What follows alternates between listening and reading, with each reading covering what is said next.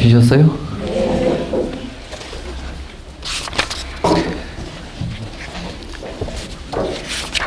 이 경이 파릴레아 경이 아주 중요합니다. 예, 우리가 그 불교의 이제 수행의 핵심은 행을 멸하는 거예요. 행을. 행이라는 게 뭐냐면 아상을 가지고 살아가는 삶을 행이라고 그래요. 그러니까 나라는 생각이 중심이 돼가지고 행동하는 모든 행동을 그냥 행이라고 그래요. 이건 큰 의미에서는 업인데, 우리가 부처님 업이라는 개념은 인간은 모든 행동을 다 업이라고 불러요. 부처님도 업을 짓고 중생도 업을 짓죠. 근데 중생들은 어떤 업을 짓냐? 중생들은 그 행을 짓는 거예요. 행을. 부처님들은 부사의 업을 짓고, 그러니까 이제 부처님이 하는 행동들은 다 부사의 업이에요. 부사의.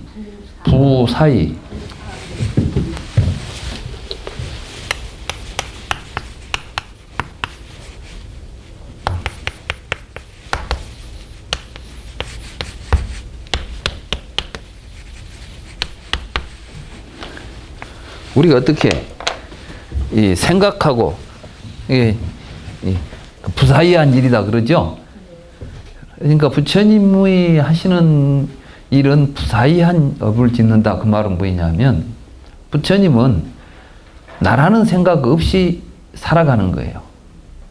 나라는 생각 없이 살아가니까 참 불가사의한 업을 짓는 것이지. 우리 인간들은 전부 나를 중심으로 해서 살고 있고, 그럴 때는 업은 다 똑같은 업이죠. 우리가 이 말하고 행동하고 움직이는 건 다 업인데, 근데 중생들은 그것을 똑같은 일을 해도, 같은 일을 하면서도 부처님은 나라는 생각이 없이 하고 있고, 중생들은 똑같은 일을 해도 나라는 생각을 가지고 해요. 이걸 행이라고 그럽니다. 그래서 이 행은 크게 신구이 삼행이 있다. 제가 요즘 이제 경을 번역하면서, 니까야를 번역하면서 행은 꼭 복수가 돼요. 이제 명사에 단수 복수 있잖아요. 근데 복수 형태야. 행은. 우리는 지금까지 무명을 연하에 행이 있고 행을 연하에 식이 있고 이렇게 하잖아요. 근데 우리나라 말은 단수 복수를 별로 그렇게 잘 안 따져. 그렇죠? 근데 이제 특히 산스크리트나 인도 유럽어 계통들은 단수와 복수가 아주 중요합니다. 문법적으로. 그러니까 단수와 복수에 따라서 동사의 형태도 달라지잖아요. 비동사도 I am, we are 그러지 않아요. 그러니까 단수하고 복수는 굉장히 그 구별을 많이 하는데, 무명도 단수인데 행은 복수가 돼 있어요. 그래서 내가 왜 행이 복수일까 이렇게 생각해 보니까, 우리의 행에 부처님은 삼행이 있다. 신구의 삼행을 이야기하는 거예요. 그러니까 행들이라고. 그래서 제가 이제 번역하면서 복수 표현을 했어요. 행들이라고. 무명이 있기 때문에 행들이 있게 된다. 이렇게 이런 식으로 번역을 했죠. 그래서 결국 이제 불교 수행을 보면 삼행을 멸하는 거예요. 그래서 처음에 이제 삼행이 멸할 때 신구의 삼행. 우리들은 전부 이제 몸으로, 말로, 뜻으로 이렇게 일을 하죠. 여러분들이 생각을 하지 않아요. 부처님께서는 이 중에 제일 중요한 게 의업이라 그랬어요. 의업. 그러면 이게 이제, 근데 이 행이 일어나는 것하고 소멸하는 것은 달라요. 일어날 때는 어디서부터 일어나냐면 몸에서부터 일어나겠어요? 마음에서 일어나겠어요? 그렇죠? 마음에서 먼저 일어납니다. 이게 의행이에요. 그리고 의업이라고 그러죠. 근데 마음에서 일어난 행동도 부처님은 업이라고 봤어요. 굉장히 중요하다고 봅니다. 그래서 불교에서는 의업을 가장 중요시합니다. 내가 생각을 일으키지 않으면 다른 행동은 안 일어난다는 거죠. 업이. 그래서 이제 의업이 일어나면은 그 다음에 구업이 일어나요. 구업과 신업이 일어나. 이게 말로 하고 행동으로 하고. 근데 멸할 때는 무엇부터 멸하겠어요? 이게 이제 순서가 그러니까. 근데 그렇지 않아요. 구행이 멸해요. 근데 보니까 구행이 사실은 제일 마지막에 만들어져요. 이때 구행이라는 게 뭐냐면 언어화되는 거예요. 언어화. 그래서 우리가 이제 수행을 할 때 보면 욕계, 색계, 무색계라고 하는 3계가 있죠. 사실은 이 3계의 설정은 우리들이 수행해서 가는 과정을 설정하는 가운데 나온 거예요, 이게. 윤회를 설명하려고 3계가 나오는 게 아닙니다. 불교에서 3계는 윤회를 설명해요. 욕계, 색계, 무색계 있잖아요. 욕계가 어떤 세계냐면은 의업에 이제 언어적으로 우리를 묶어놓고 있는 세계가 욕계예요. 색계가 신행이에요. 그러니까 구행을 통해서 이루어지고 있는 세계가 욕계입니다. 신행을 통해서 이루어지고 있는 세계가 색계고, 무색계가 의행을 통해서 이루어지고 있어요. 그래서 3계를 멸한다는 것은 구행이 정멸하면 욕계가 멸하고, 신행이 정멸하면 색계가 멸하고, 의행이 정멸하면 이제 상수멸정 해서 멸진정이 되는 거예요. 이 과정이 불교 수행입니다. 그래서 이제 그 구차재정을 7식주 2처로 우리들 의식이 어떤 식의 변화를 거쳐서 수행을 할 때 과정이 어떤 식으로 변화해 가는가 하는 걸 이제 설명하는 것을 7식주 2처라고 하고, 오늘은 이제 그 이야기는 자세하게 할 수가 없습니다. 그것만 하려고 해도 한 학기는 해야 되니까. 다만 이제 큰 틀만 이야기하자면은, 그래서 이제 구행이 정멸하고, 신행이 정멸하고, 그 다음에 의행이 정멸하면은 삼행이 정멸한다. 삼행이 정멸하면은, 자, 무명이 멸해야만 삼행이 정멸하게 되는 거예요. 그렇게 되면 뭐가 되겠습니까? 이거 열반이라고 부르는 것이죠.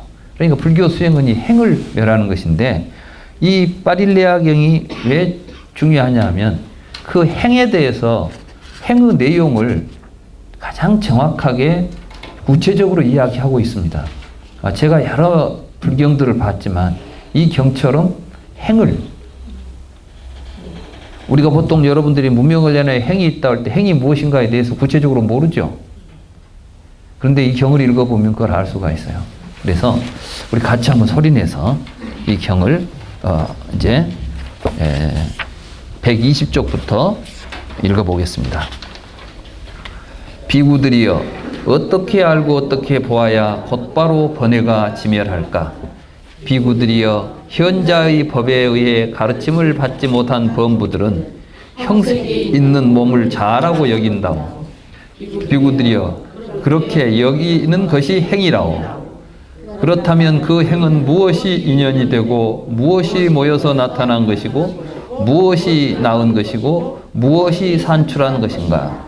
비구들이여, 무명에서 비롯된 경험에서 생긴 것에 영향을 받은 배움이 없는 범부에게 생긴 갈망하는 마음, 그 갈망하는 마음에서 생긴 것이 행이라오. 비구들이여, 그 행은 무상하고 조작된 것이며 연기한 것이라오. 그 갈망하는 마음도 무상하고 조작된 것이며 연기한 것이라오. 그 느끼는 마음도 마찬가지라오. 그 경험도 무상하고 조작된 것이며 연기한 것이라오. 그 무명도 무상하고 조작된 것이며 연기한 것이라오. 비구들이여, 이와 같이 알고 이와 같이 보면 곧바로 번뇌가 지멸한다오. 자, 여기 봅시다. 오온에 대한 이야기를 하고 있는 거예요. 지금 뭐가 행이냐 그러니까 몸을 나라고 생각하는 것이 행이에요. 이게 바로 이제 의행이죠. 그러겠죠? 여러분들은 이 몸뚱이를 나라고 생각해요. 그래서 항상 이 몸뚱이 나를 위해서 산다고 하면서 이 몸뚱이를 위해서 사는 거예요. 이런 걸 이제 행이라고 그래요. 행. 그러면 왜 이 행이 나타나느냐? 왜 우리는 이런 짓을 무엇 때문에 이런 것들이 나타나 있을까요? 그러니까 무명에서 비롯된 경험, 제가 이제 촉을 경험이라고 제가 번역을 했어요. 우리 불교 용어들이 한자로 돼 있어가지고 무슨 말인지도 모르겠어. 뭐 다 늠을 촉이라고 하니까 촉이 이제 문자 그대로 파싸예요. 파싸라는 건 접촉이라는 뜻이에요. 그러니까 이제 그걸 한자로 쓸 때는 촉이라고 했죠. 촉. 그러니까 사람들이 전부 다 이제 촉. 근데 촉이라고 해서는 구체적으로 우리들이 뭘 지금 촉이라고 하는지 이해가 잘 안 되잖아요. 제가 이제 이 불경들을 여러 이제 경에서 촉에 관계되는 여러 경의 부처님 말씀을 종합해서 이해를 해보니까 이 촉은 삼사화합이 촉이다 이렇게 하면서 삼사합이라는 것은 무엇이냐 하면 내가 이렇게 정상적인 시각 기능이 있어요. 이게 아니라고 그래요. 그리고 그 시각 기능에 의해서 어떤 것들이 지각된 내용이 있어요.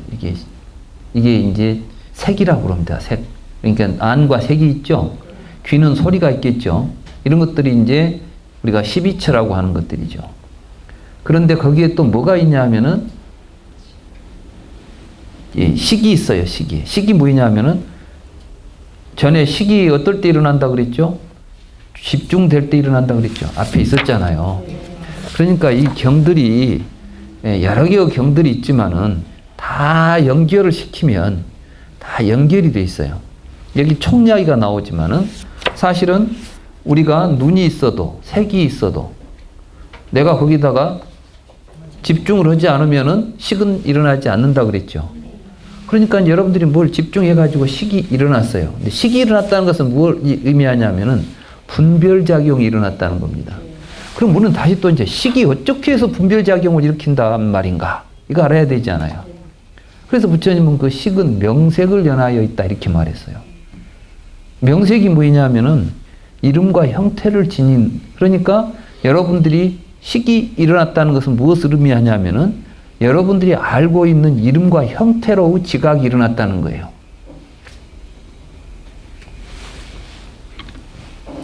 이게 뭐죠? 컵이에요. 여러분들이 눈이 있고 여기에 컵이 있어도 여러분들이 주위에서 보지 않으면 저게 컵이 있다는 인식이 안 생기죠. 근데 주위에서 딱 보니까 아 컵이 있네라고 인식이 생겼잖아요. 이거는 뭐가 일어난 거냐면은 사실은 여러분들의 의식 속에 이러한 형태를 컵이라고 부를 수 있는 그러한 경험이 쌓여있는 이런 것들이 여러분 속에 들어있어야만 컵이 있다는 인식을 하는 거예요. 식이 발생하는 거예요. 그러니까 이름이 없는 것은 여러분들은 그걸 상대로 해서 식을 잘 못 일으키죠.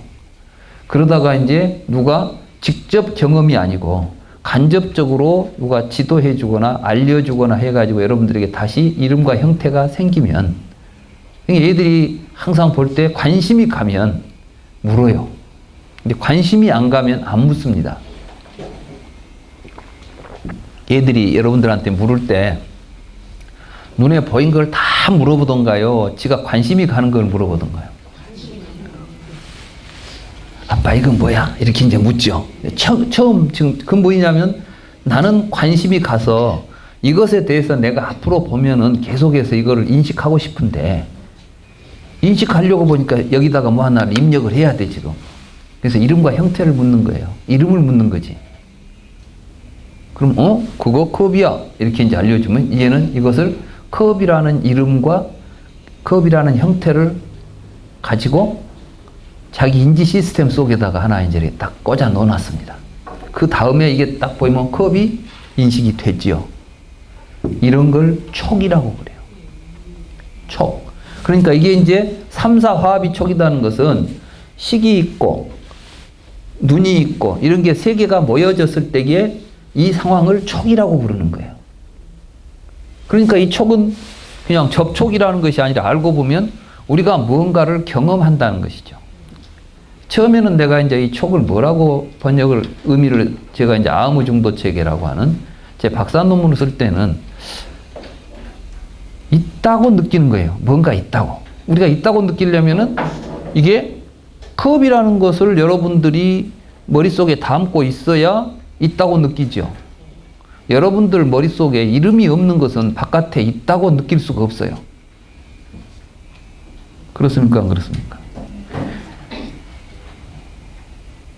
지금 이 안에 있는 것은 이름이 있는 것들이 많이 있죠. 근데 사실은 이름 안 붙인 것도 많이 있어요. 근데 여러분들은 이름 안 붙인 것은 구체적으로 눈에 안 들어와, 지금. 딱 보면 무엇이 있다, 무엇이 있다 이렇게 보고 다니지, 이름 안 붙인 것이 뭐가 있는가 보자 한번 찾아보세요. 이름 안 붙인 것이 보이지도 않아. 그런데 누가 여기다 갑자기 무슨 이름을 하나 딱 붙여놓으면 그것인가? 하고 다시 이제 이름을 가지고 생각하게 돼요. 이게 우리들의 인지구조예요. 이게 바로 어행이에요. 그러니까 그러면 우리는 어떨 때 이름을 붙인다고 그랬죠? 관심, 욕망, 욕. 그러니까 이 세상에 있는 모든 이름들은 우리들의 욕구를 대변하고 있습니다. 그런데 그것을 마치 실제인 양 착각해버려. 그 이름을 지닌 그것이 거기에 있다고 보는 겁니다. 거기로부터 벗어나는 것을 색계라고 그래요. 그래서 언어가 정멸한다고 그래요. 그래서 초선 정수시 언어 정멸 이렇게 돼 있어요.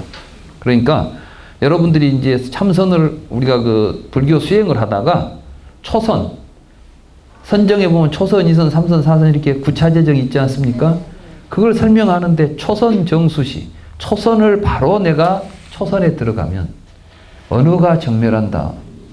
저는 처음에 왜 갑자기 선정을 닦았는데 초선을 닦으니까 언어가 정멸한다고 했을까? 근데 초선은 뭐냐면 색계 초선이에요, 이게. 그러니까 이제 욕계를 막 벗어나는 걸 보고 색계라고 부르는 것이고, 그걸 초선이라고 부르는 것이죠. 근데 왜 색계 초선에서 언어가 정멸할까? 처음에 나는, 근데 어디 이제 주석을 보니까 참선을 하려면 소리가 있으면 안 된다는 거예요. 그러니까 이제 거기 가면 소리로부터 벗어나니까 언어가 정멸한다고 말했다. 그렇게 설명을 해놨어요. 근데 이게 이제 한문으로 번역하신 분은 와자를 언어라고 했는데, 와자가 바로 말이란 뜻이에요. 그럼 말이 없어진다는 건데, 말 없이 조용히 참선한다고? 이런 식이에요, 지금. 그건 굉장히 본질을 모르고 지금 불교의 근본을 모르고 초선하면 말 없이 조용히 앉아있으면 선정에 들어가니까 이게 초선이다 이렇게 보고 있는 건데, 이욕악불선법이라고 돼 있어요. 이욕악불선법이라는 것은 뭐냐면 우리 자신이 가지고 있는 욕구를 던져버려요. 욕구를 던지면은 바깥에 있는 사물들이 차별이 없어져요. 여러분들이 세상의 모든 차별을 갖는 것은 여러분들의 욕구가 있기 때문에, 여러분들의 욕구를 충족시켜주는 것 같으면 좋은 것이죠. 여러분들의 욕구에 어긋나는 것이면 나쁜 것이죠. 여러분들은 그렇게 분별을 해요. 그러나 실제로 이 세상에는 차별된 존재는 없어요. 왜 잡초는 보잘것없고 뽑아버려야 되고 화초는 키워야 됩니까? 자연계에서 화초와 잡초가 구별됩니까? 우리가 이건 잡초라고 이름 붙였고 저건 화초라고 이름 붙이니까 분별이 일어났을 뿐이에요. 만약에 어떤 지금까지 잡초라고 생각했는데 그게 약초가 뛰어나가지고 저걸 먹으면 암이 다 나서버린다. 그럼 그때부터는 잡초가 아니야. 이건 왕초가 돼 이제. 그래요, 그러네요. 옛날에 우리 요즘 보면 옛날에 그 보지도 않았던 뭔 풀들, 또 민들레가 뭐가 좋다더라. 그러니까 또 막 민들레 캐러 다니고, 이게 전부 지금 우리들이 거기다가 욕구를 투영시키면 차별들이 일어나는 거예요. 그러니까 이제 수행을 하면 초선의 경지는 선정에 깊이 들어간다는 생각이, 그렇게 생각하시면 안 돼, 불교 수행을. 근데 우리는 자꾸 요즘 옆에서 삼매 이야기를 자꾸 강조해요. 근데 그렇게 수행하면, 나는 지금까지 그런 수행을 해가지고 큰 성과를 본 걸 본 적이 없어요. 또 거기서 뭐 기대를 하고 있으니까. 근데 실제로 보면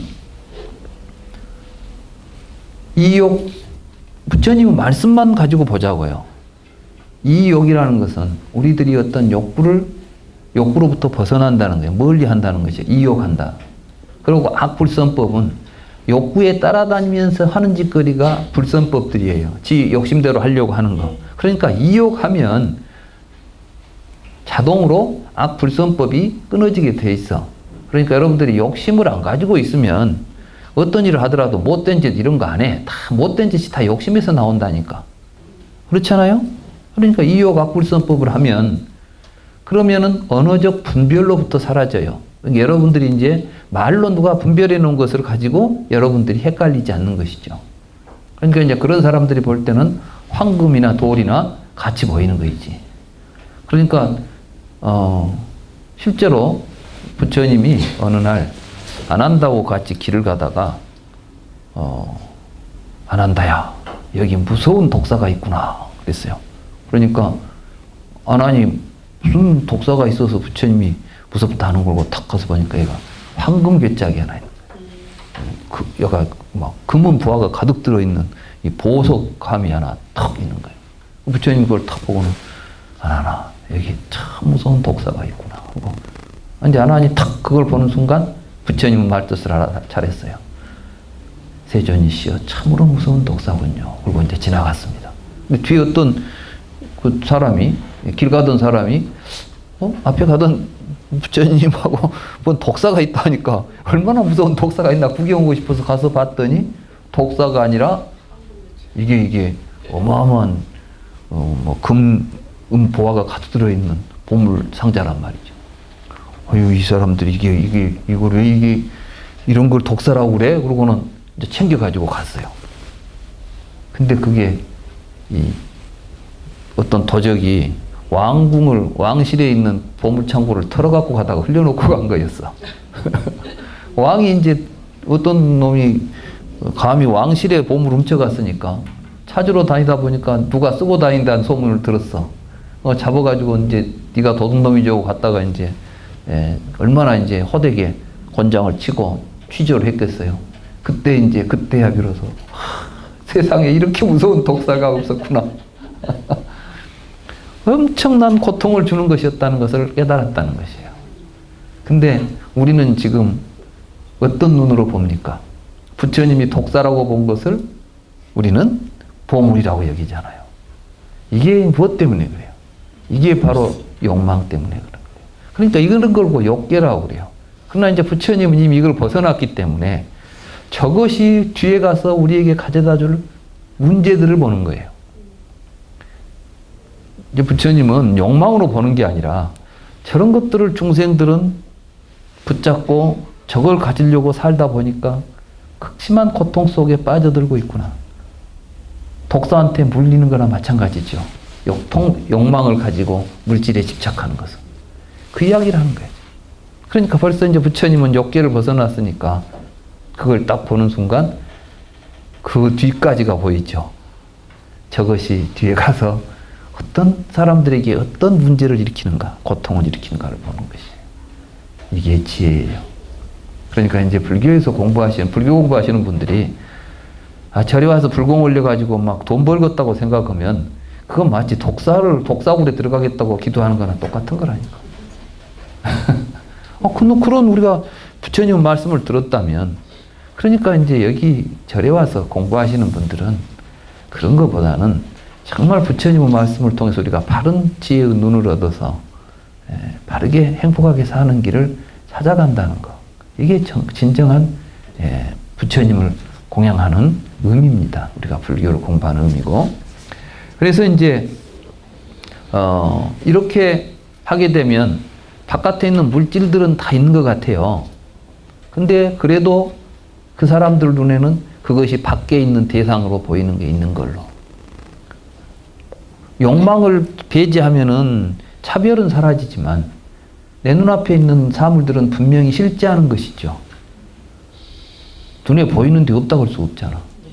여기까지가 색계예요. 그러니까 이제 이 색계에서 사는 사람들은 욕망에 휘둘리지 않기 때문에 마음이 편안하고 행복해요. 그래서 이걸 보고 천상이라고 부르는 겁니다. 그래서 불교에서 천이라는 개념은 이렇게 우리의 마음이 달라지면 이제 우리가 보는 세상 자체가 나에게는 다른 모습으로 드러나는 것이에요. 그러지 죽어서 어디로 천상세계로 가는 게 아니에요. 여러분들의 마음이 그래서 초선을 정수하면은 새끼 초선 천이 되는 거야. 그걸 인도의 신관에 비추어서 그걸 브라만천이라고 이야기했어요. 범천이라고. 그러니까 벌써 인도 부처님이 그 당시 그걸 범천이라고 하는 것은 인도 당시에 최고의 신이라고 할 수 있는 경지는 욕망을 떠난 정도면 된다. 그러나 진정한 지혜의 깨달음에 이르기까지는 그 뒤로도 많고도 많은 길이 널려 있다. 그 이야기를 지금 하려고 은유적으로 초선은 범천이다 이렇게 말하는 거예요. 그리고 이제 초선을 넘어서면은 2선, 3선, 4선 이렇게 3개의, 4개의 하늘을 거치는 동안에 그 외부의 사물이 또 그런 것들로부터 우리가 받게 되는 자극에 의해서 느끼게 되는 고통이나 즐거움들을 우리가 초연해져야 돼요. 초연해지는 것이죠. 이렇게 해서 이제 우페카라는 상태를 얻게 돼요. 이게 이제 마음의 평정심이라고 그러죠. 이걸 이제 불고불락심이라고 그래요. 그래서 이제 우리 자신은 이제는 더 이상 마음의 외부 대상으로부터 요동치지 않습니다. 그래서 마음이 항상 편안하고 고요해지죠. 이런 상태에서 바깥에 있는 대상들이 사실은 연기하고 있다. 실제하지 않는다는 사실을 알게 돼요. 그래서 색상으로부터 일체의 색상을 떠나게 돼요. 그러니까 이제 외부의 대상들에 대해서 이것을 관념적으로 존재로서 인식하는 이러한 생각으로도 벗어지게 되면 사실은 이 세상은 허공과 다를 바 없다. 그래서 공처상에 머물게 되는 거예요. 있는 거나 없는 거나 이 우주 공간 하나에 텅 비어있는 일체의 공으로서의 생각으로 모든 걸 보는 거죠. 그러니까 이제 아까는 욕망에 의해서 언어에 의해서 분별된 상을 봤는데 이제는 눈앞에 보이는 상들도 다 차별 없이 봐버린다니까. 이렇게 보는 걸 보고 이제 공처상이라고 그래요. 그러나 이제 이 공을 그러나 허공을 실체화시켜 놓고 있잖아요. 이것조차도 우리들의 의식 때문에 나타난다고 봐요. 그래서 이제 공처상을 정멸하면 식처가 우리의 마음이 그래서 모든 의식의 공간도 나타나고 색계도 나타나고 무색계도 나타났구나. 그래서 이제 더 내면 세계가 이것들의 본질의 세계들이 하나하나 통찰돼요. 그래서 식에 가서 이 식은 반드시 그런데 뭐가 있어야 되죠? 대상이 있어야만 돼. 그러니까 사실은 대상이 다 없어져 버렸죠. 오직 식만 있으면 식도 있을 수가 없어요. 그래서 다시 무소유가 돼요. 근데 이제 무소유라는 그게 이제 상들이에요. 상. 이때는 싼냐라고 썼어요. 전부. 그러니까 이제 공처상도 쌌냐고 식처상도 쌌냐예요. 그러니까 이게 우리가 이제 관념적으로 지금 우리들이 만들어 놓은 조작된 개념들의 세계를 이제 들어가는 거예요. 앞에는 욕망이 투영돼 가지고 언어화되어 있는 거, 지각을 대상화시켜 놓은 거, 그 다음에 우리가 하고 있는 사유 어떤 내용들이 실제화되는 거, 이 모든 것들이 이게 이제 뭐냐면 의행에 해당하는 거예요. 아까는 색계가 신행이잖아요. 신체를 통해서 이제 밖에 있는 것들이 실제화되지 않습니까? 그 다음에 이제 의행에 의해서 공처, 식처, 무소유처, 비상, 비비상처가 만들어진다는 것을 깨닫게 되고 이것이 모두가 다 유이다. 근데 우리는 이 구조 속에서 아상을 일으키고 있는 거예요. 욕계, 색계, 무색계 가운데. 그래서 어떤 사람은 욕망의 주체로서 자기를 강하게 자아로서 집착해요. 그러니까 내 뜻대로 안 되면 고달픈 거이지. 뭐든지 막 내가 하고 싶은 게 있고 막 난 내 마음대로 살아야 되고 이게 욕계 중생들이야. 그러니까 인간의 세계는 욕계예요. 여러분들이 하고 있는 대부분의 행동들은 전부 욕망의 주체로서 자아가 작동합니다. 그죠? 이게 이제 색계에 가게 되면은 색신을 중심으로 해서 움직여요. 무색계에 가면은 사유를 중심으로 해서 움직여요. 자기 어떤 관념을 중심으로. 그러나 이게 전부가 다 아상이 있는 곳이에요. 그래서 이 행을 정멸하는 것 과정을 구차재정으로서 이야기하고 있습니다.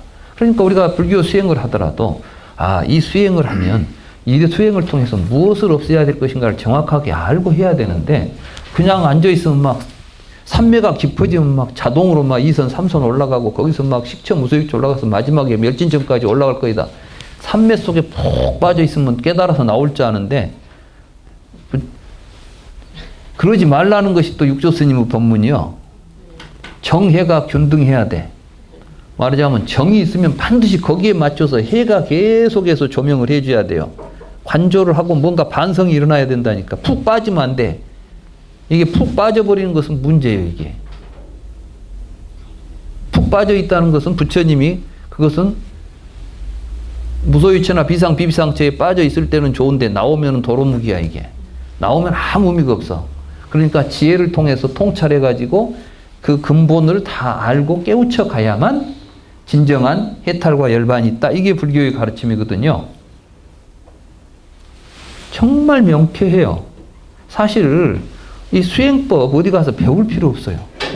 어디 가서 배웁니까? 사실은 다 왜곡된 교리를 가지고 해석하고 거기에 맞춰서 수행한다고 하면서 막 죽어서 윤회하는데 천당 가겠다고 하는 수행들을 하고 있다면, 뭐 전생을 내다보고 막 전생 이야기를 하고 있는 수행들을 한다면 그런 수행은 해서는 안 돼요.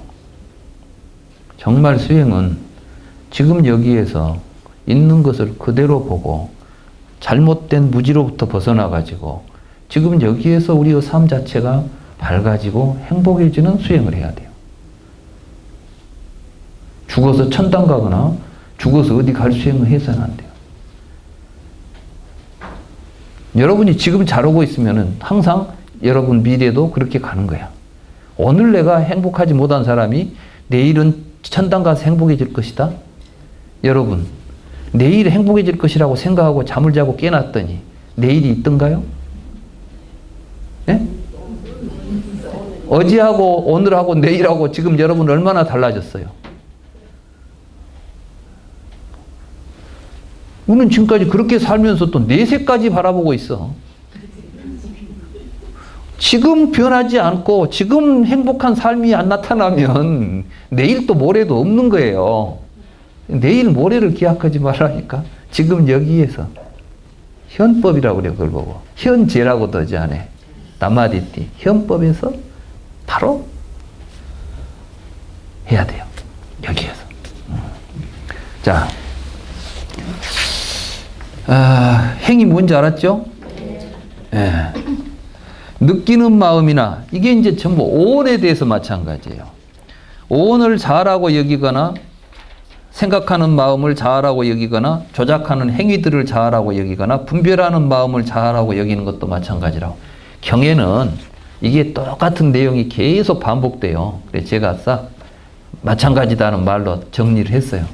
그래야 좀 여러분들이 읽기가 편하겠죠. 또 몸을 자아라고 여기지 않고 느끼는 마음 이런 걸 자아라고 여기지 않아도 그것은 자아다. 그것은 세계다. 그 영원하고 일정하고 상조하고 불변하는 법은 내세에 존재할 것이다라는 견해가 있다면 비구드리어 그 상견이 행이라고.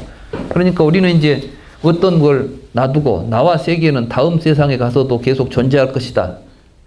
이제 윤회할 것이다 말하자면 이런 생각을 하는 것은 상견이라는 거예요. 또 그와 반대가 있죠. 이제 죽으면 그만일 것이다. 없어져 버릴 것이다. 이것은 단견이에요. 그러니까 상견도 행이고 단견도 행이라는 거예요.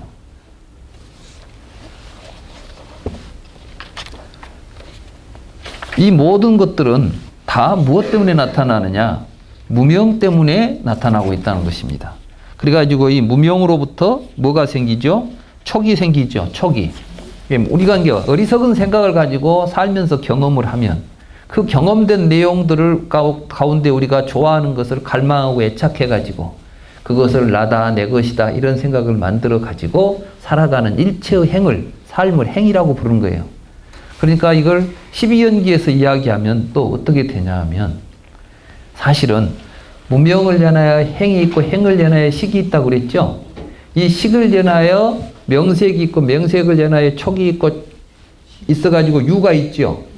그러니까 식에서부터 명색을 거쳐서 유에 이르는 과정이라 행인 거예요. 그게 뭐냐면 무명이 있으면 이 행이 계속해서 일어난다는 이야기를 지금 앞에서 행해서 하는 것이지 무명이라는 행이라는 것이 하나가 있어가지고 거기서 식이 나온다는 게 아니에요. 그러니까 우리들의 분별된 마음은 우리가 자아가 있다는 잘못된 생각을 가지고 살아가기 때문에 나타나는 의식구조인 것이죠. 그 의식구조를 가지고 살아가면 계속해서 행이 반복된다는 것이죠. 그러니까 부처님이 말씀하신 연기법은 한 줄로 되어 있는 이론이 아니에요. 우리들의 삶 자체가 그래요. 그러니까 이제 그걸 이 연기법, 설법을 들었으면 여러분들이 어떻게 이걸 이해해야 되냐 하면 여러분 자신을 한번 잘 들여다보는 거예요. 아, 내가 지금까지 잘못된 생각, 바르게 알지 못하고 항상 나라는 것이 있다는 생각을 가지고 살았거나 상견이나 단견을 가지고 살았다면 이게 행위예요. 이런 삶을 통해서 우리들이 가지고 있는 의식이 분별하게 되면 그 분별에 의해서 바깥 세상이 대상화되는 거죠.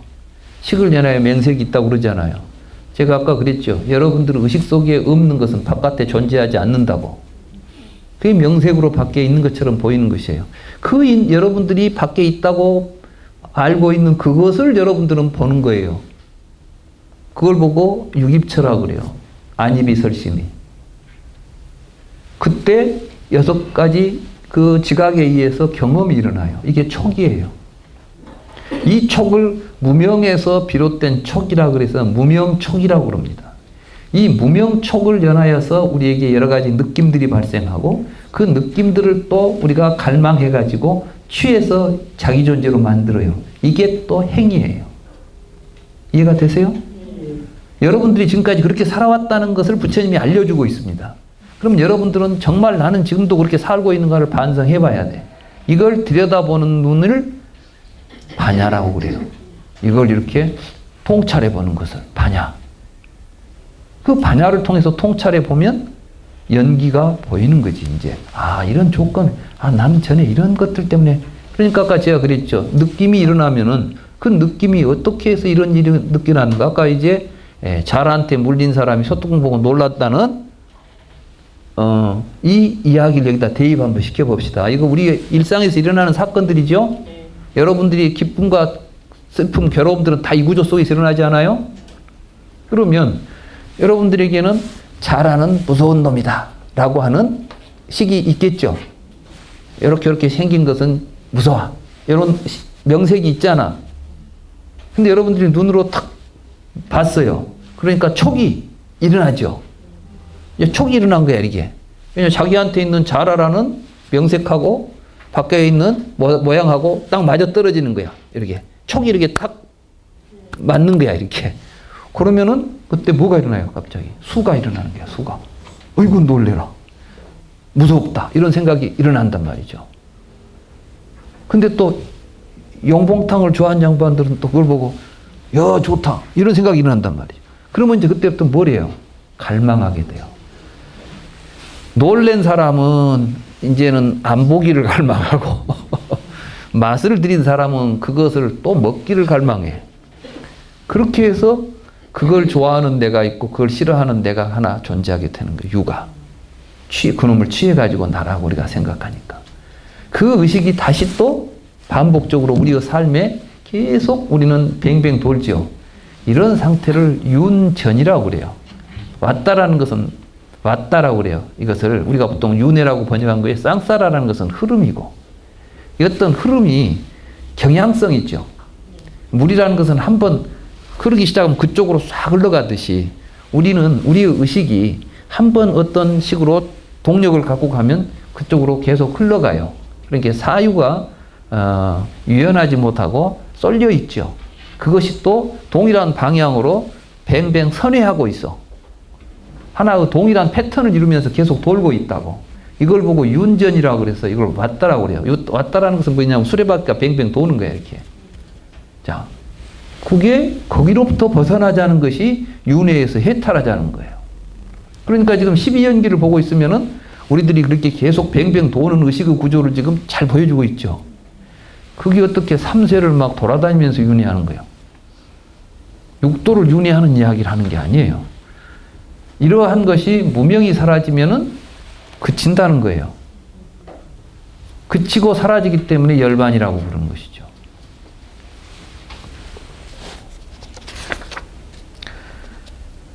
그래서 우리가 사견, 정견이 아닌 사견을 가지고 살아가는 생각이나 행동이나 말은 다 이걸 행이라고 부릅니다. 이걸 보고 신구이 삼행이라고 부르는 것이고, 이런 행을 통해서 만들어지는 것들이 오온이에요. 오온. 이런 삶을 통해서 우리가 자아로 취해서 가지고 다니는 것이 오온이라고. 그러니까 이 오온은 이렇게 행에 의해서 만들어진 허망한, 무상한, 실체가 아닌 비어있는 것이라는 사실을 깨닫는 것을 보고 조견, 오온, 계공이라고 말하는 겁니다. 그러니까 지금 관자재, 보살, 행심, 반야, 바라밀다시, 조견, 오온, 계공, 도일체고이겠다 이 말 속에는 부처님이 말씀하신 37조도품의 모든 수행이 일어났다는 거예요. 그래가지고 결국은 오온의 공을 깨닫게 되고 행을 정멸함으로 해서 오온을 다 소멸시켜버렸다. 지금 이 이야기를 이 간단한 반야심경에 초입해서 이야기하고 있는 겁니다. 그러니까 그 간단한 내용이 결국은 불교 수행의 전부를 이야기하고 있는 거예요. 그래서 제가 이제 그 부분을 123쪽에 이렇게 번역했어요. 관자재 보살은 반야 바라밀다를 실천하면서 우리가 자라고 여기고 있는 몸, 감정, 이성, 의지, 의식 등을 관찰한 결과 모두 인연에 따라 순간순간 일어났다가 사라지는 허망한 생각일 뿐 실체가 없이 텅 비어있다는 것을 깨닫고 이러한 자아로 인해 생겨난 모든 괴로움에서 벗어날 수가 있었다. 이게 이제 관자재 보살, 행심, 반야, 바라밀다시, 조견, 오온, 계공, 도일체, 고액. 이걸 좀 설명해서 번역을 하면 이렇게 번역을 해야 돼요. 그러니까 이제 반야심경을 번역할 때 이렇게 번역을 해놔야 읽은 사람들 읽을 때 무슨 말인지 이해가 되죠? 뭐 물질은 비어 있고 이렇게 가버리면 복잡해. 물질이 비었으니 어쩌자는 거예요. 근데 물질이 비어 있는 줄 알았더니 괴로움이 해결된다? 이 앞뒤가 안 맞는 말이 되는 거예요. 그죠? 불교 공부를 이제 좀 그렇게 해야 돼요. 이제 5번째 장인데 나와 세계의 실상은 공이다. 그러니까 이제 이 반야심경에서는 이제 우리가 나라고 생각했던 이것을 공이라고 우리가 이제 보면 불교의 무화설이 자칫 잘못하면 허무주의가 돼버려요. 내가 없다. 이렇게 되니까 허무하잖아요. 근데 공이라는 말은 허무를 이야기하는 게 아니에요. 바로 실상을 이야기한 것이지. 그러니까 참모습이란 이야기예요. 그러니까 우리의 참모습이 공이다 그 말은 없다는 이야기가 아니죠. 참모습이라고 해놓고 없다고 해버리면 없는 것은 없는 것이 무슨 참모습이 있겠어요. 나는 있어요. 근데 오온으로서 내가 있는 게 아니라 뭘로 있느냐? 나는 살고 있는 거예요. 그러니까 나의 핵심은 삶에가 있지. 내 안에 살고 있는 놈이 있는 게 아니라 살고 있는 걸 나라고 부르고 있는 거예요, 지금. 그러니까 이게 바로 그럼 우리에게 지금 중요한 것은 어떤 놈이 아니라 어떻게 살 것이냐가 중요하다니까. 근데 우리는 자꾸 어떤 놈이 될 것이냐를 중요하게 생각한다고. 그래가지고 뭐가 되려고 하죠. 여러분들이 장래 희망을 말해라 그러면 전부 대통령이 되랍니다. 나는 뭐가 되랍니다. 뭐 존재를 만들어 놓고 그걸 되려고 해. 근데 그게 되려고 하는 사람들이 대부분 보면은 제대로 인생을 못 살아요. 왜냐하면 그것이 되기 위해서 별짓을 다 하겠다는 거야. 그러니까 내가 그 목적을 달성하기 위해서는 뭐든 잘 수가 있는 거예요, 이제. 그러니까 삶 자체의 질은 문제가 안 돼요. 그것이 되는 것이 문제지. 만약에 내가 대통령이 되겠다 이렇게 생각한 사람은 대통령이 되려면은 수단과 방법을 가리지 않고 되려고만 하는 거예요. 근데 대통령이 되기보다는 바른 삶이 되겠다고 한다면 또 나는 국가와 민족을 위해서 헌신하겠다고 생각한다면 그 사람에게는 대통령이 되고 안 되고는 문제가 아니에요. 근데 이제 그 사람에게 그렇게 큰 일을 하고 할 수 있으니까 많은 책임을 맡겨주면 그건 대통령이라는 직책을 수행할 수는 있겠지만 그건 그 사람의 목적이 아닌 것이죠. 그 사람의 목적은 어떻게 사는 데 있는 것이고 살다 보면 이름이 붙게 돼 있어. 내가 교수가 돼야 되겠다. 그러면 이제 아마 이건 이 실력이고 뭐고 필요 없어요. 교수가 되는데 조건이 뭐지? 박사학위? 그럼 어떻게 막 논문을 표절하든 아니면 막 어디다 베껴 쓰든 아니면 막 지도교수를 부어 삼든 해가지고 일단 박사 논문을 하나 딱, 예? 학위를 하나 얻어야 돼. 그 다음에 이제 이 학위가 있으니까 이제 로비를 해야 돼. 가서 이제 막 누구를 뭐, 이사장한테 돈을 지어주든 뭐든 교수가 돼. 이제 교수가 됐으면 뭐예요, 이제? 교수가 됐으니까 이제 들어간 돈 회수를 해야 돼. 그러니까 이제 막 지금 우리 세상이 이렇게 돌아가잖아요. 의사가 되겠다. 아, 의사는 병 고치는 것이 의사예요. 그러니까 병을 잘 고치려고 해야 되는데 이제 빨리 면허증 따가지고 또 절에 스님들도 그런데 아, 지난번에 내가 해인사에 강의를 갔더니 그 강사 스님이 저한테 한숨을 푹 쉬면서 참 큰일 났습니다. 그래서 왜요? 지금 강원에 오신 스님들한테 강원의 그 학인들한테 인터뷰를 했더니 뭐 하려고 출가했습니까? 그랬더니 주지되려고 출가했습니다. 그 말이 뭔 말이죠? 나도 처음에는 아니 그 말이 뭔 말이죠? 여기서 조계종 승려증이 있어야 이미 이제 밖에가 다 살림이 있는 거예요. 내가 이것만 따면 이제 절 하나 짓겠다는 거지. 그래가지고 거기 주진 노릇하면서 돈 벌겠다는 거예요. 그러니까 이제 목탁 치면 돈이 들어오니까. 그러니까 이게 이제 하나의 구멍가게가 되는 거야. 이게 구멍가게 허가증을 하나 얻으러 온 거예요, 이 사람들이.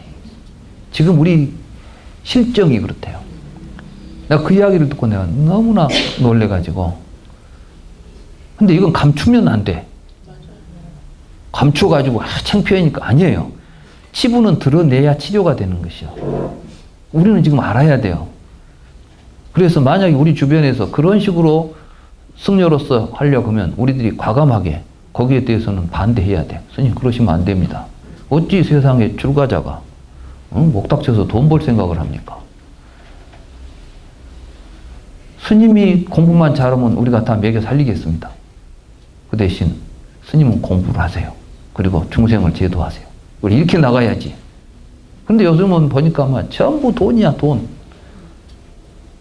뭐 선거판까지 벌어져, 이제. 내가 볼 때는 무슨 놈 언제부터 이 선거를 해갖고 무엇이 되었는가 모르겠어. 사실은 수행을 하고 하게 되면 자연스럽게 하지 말라고 해도 당신이 해주세요. 이런 데는 도망간 사람 끌어다 놔야 돼. 아이고, 나는 근데 그냥 서로 그냥 그거 서겠다고 하는 것은 내가 볼 때는 이건 여법한 수행자들의 태도들이 좀 아니지 않냐. 그냥 좀 요즘 보면서 이 불교를 우리가 제대로 공부하면 우리 불교가 어떻게 나가야 될까? 무엇을 해야 될 게 보이지 않겠어요? 우리 공부하는 사람들이 이긴지 알아가지고 제대로 살아야 돼요. 그래서 여러분 스스로부터가 또 그래야 돼. 뭐 되려고 하지 마세요. 그리고 이 자녀들도 뭐 만들려고 하지 말고 어느 대학교 학생 만들려고 하지 말고 행복한 삶을 살아가는데 어떻게 하면 우리가 행복해질 것인가? 응? 그래 시골에 가서 농사를 지어도 행복하면 그게 좋은 삶이에요. 시골에서 농사가 어쩐다고? 우리가 이제 이게 바로 공예금이 제대로 하는 거예요. 그래서 여기서 이제 다룰 부분은 사리푸트라여 형색을 지닌 몸은 공성이고 공성이 실로 형색을 지닌 몸이라오. 형색을 지닌 몸은 공성과 다르지 않고 공성은 형색을 지닌 몸과 다르지 않으므로 형색을 지닌 몸이 바로 공성이고 공성이 바로 형색을 지닌 몸이라오. 느끼는 마음, 생각하는 마음, 조작하는 마음, 분별하는 마음도 실로 이와 같다오. 이건 이제 사리자여 색불이공 공불이색, 색즉시공 공즉시색, 수상행식 역부여시. 요 부분을 내가 번역한 거예요. 그러니까 이게 뭐냐면 공이라는 말이 무슨 말인지를 알아야만 이 말은 해석이 되는 겁니다. 근데 지금까지 공에 대한 의미들이 너무 애매하게 설정되어 있어요. 근데 초기경전에 보면 부처님께서 공의 의미에 대해서 정확하게 말씀하신 게 있어요. 다음 시간에는 예? 공의 의미를 가지고 이제 공부를 하겠습니다. 네, 오늘 공부 여기서 마치겠습니다.